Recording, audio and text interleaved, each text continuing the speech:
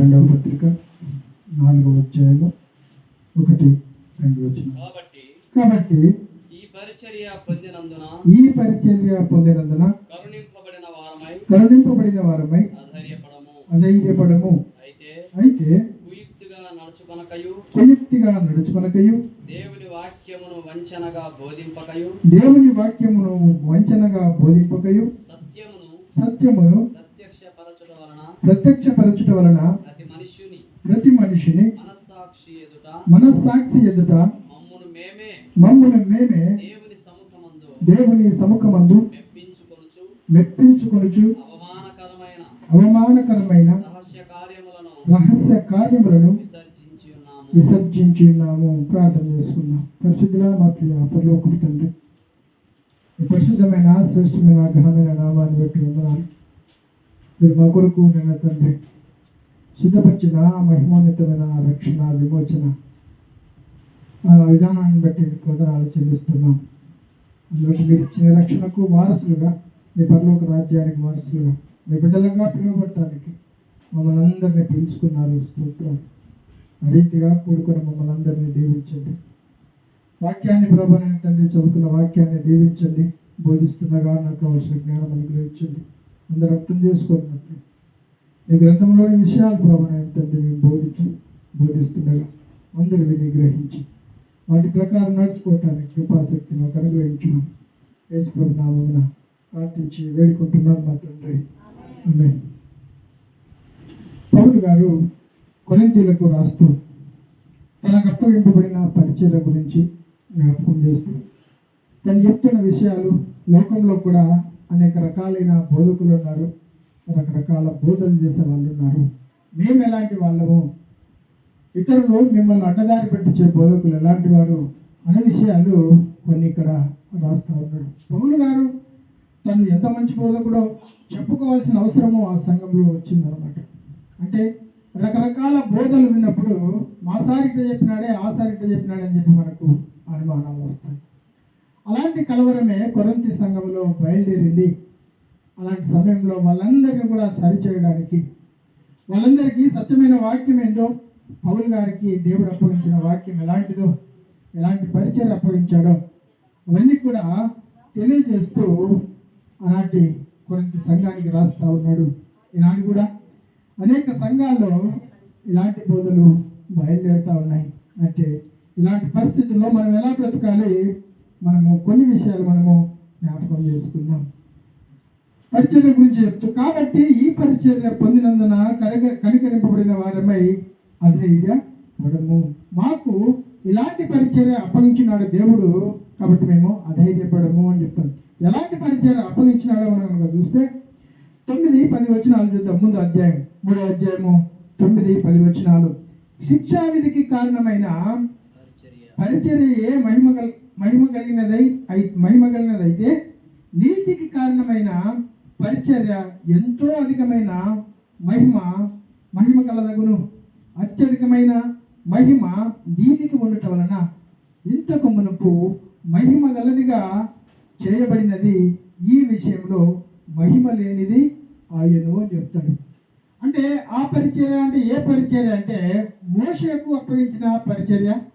దేవుడు సినాయి కొండ మీద మోషేకు అప్పగించిన ఆ 10 ఆజ్ఞల అందులోని విషయాలు ఇశ్రాయేలులకు బోధించేవాళ్ళు. అయితే ఆ పరిచర్య ఎలాంటిదంటే మరణ కారణమైనది. అంటే ఎవరైనా ఏ విషయంలోనైనా ఆ ఆజ్ఞల విషయంలో తప్పిపోతే రాళ్లతోనూ కొట్టి చంపబడవలసిన వారమై ఉన్నాము. అయితే ప్రభు అయిన యేసు మాకు అప్పగించబడిన పరిచర్య ఎలాంటిదంటే నీతి విషయము. చూడండి 9వ వచనంలో చూస్తున్నాను. నీతికి కారణమైన ఈ పరిచర్య ఇంకా ఎంతో మహిమ గలది ఏంటనమాట. అంటే మన పాపముల చేత, అపరాధం చేత చచ్చిన వాళ్ళం. అయితే యోహాను రాసిన 1వ పత్రిక 1:9 వచనం ప్రకారము మన పాపములను మనం ఒప్పుకునేలా నమ్మదగిన వాడు నీతిమంతుడు కనుక ఆయన సమస్త దుర్నీతి నుండి మనల్ని పవిత్రపరిచి నీతిమంతులుగా చేస్తాడు. నీతిమంతులుగా చేసి పవిత్రపరుస్తాడుగా ఉంటున్నాడు. కాబట్టి ఆనాటి యొక్క పరిచర్య, రాళ్ళ మీద చెక్కబడిన ఆ పరిచర్య మనల్ని మరణ కారణంగా చూస్తుంది, మనల్ని దోషులుగానే చూపిస్తూ ఉంది. అయితే క్షమించబడడానికి అంత అవకాశము లేదు. ఇప్పుడైతే ఏ భేదం లేదు, అందరూ పాపం చేసి దేవుడు అనుగ్రహించి మహిమను పొందలేకపోతున్నారు. కాబట్టి ఆ మహిమను పొందాలంటే తండ్రి అయిన దేవుడు తన కుమారుని లోకానికి పంపించి తనే ఒక బలియాగంగా అర్పించబడినాడు. తద్వారా అందుకే రాయబడిన మాట, క్రీస్తు యేసు రక్తం మనల్ని ప్రతి పాపం నుంచి విడిపిస్తుంది, పవిత్రపరుస్తుంది అని చెప్పి 1 యోహాను 1:7 కూడా మనకు రాయబడుతూ ఉంది. అంటే అంత మహిమోన్నతమైన పరిచర్య, మనం నీతి కలిగించే పరిచర్య, మనం నీతిమంతులుగా కావడానికి కలిగించిన ఆ పరిచర్య పౌలు చెప్తూ, కాబట్టి ఈ పరిచర్య పొందినందున కరుణింపబడిన వారమై అధైర్యపడము. మాకు అధైర్యం ఏమి లేదు అంటే భయపడము. ఎందుకంటే ఇప్పుడు చనిపోయినా మేము ప్రభుతో ఉంటాము.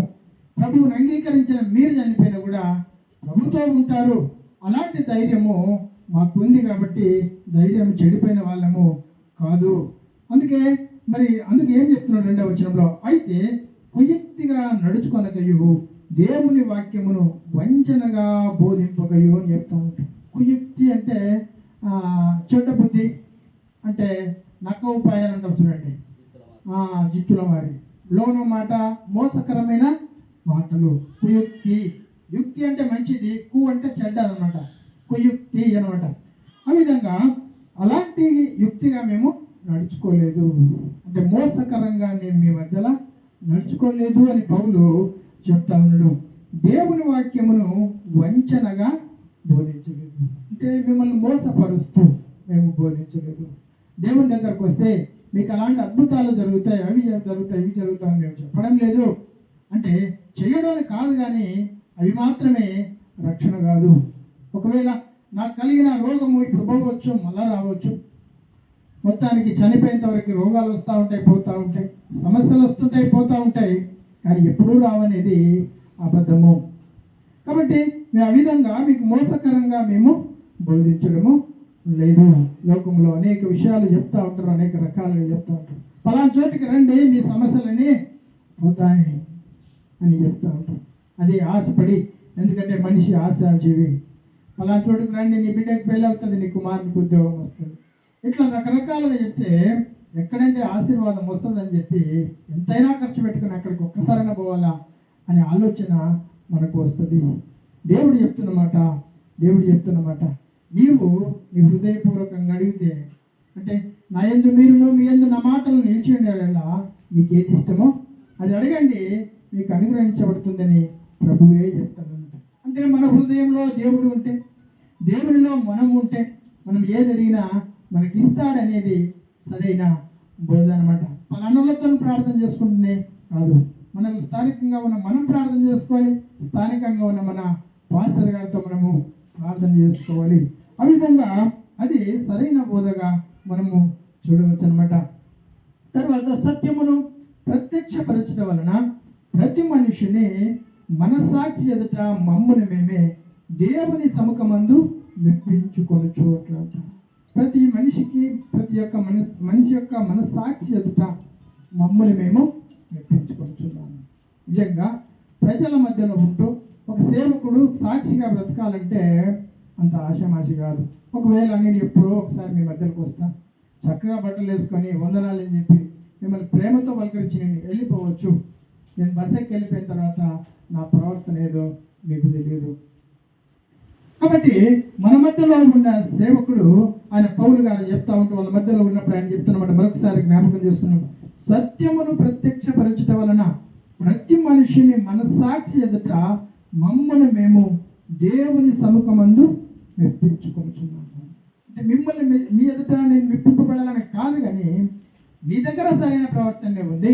అంటే మీ ముందరగా నడుచుకుంటూ, అంటే వేషధారణలాగా బయట అయిన తర్వాత నా ఇష్టానుసారం కాకుండా దేవుని ఎదుట దేవుని సముఖమందు మెప్పించుకొనుచు అవమానకరమైన రహస్య కార్యములను విసర్జించి ఉన్నాము.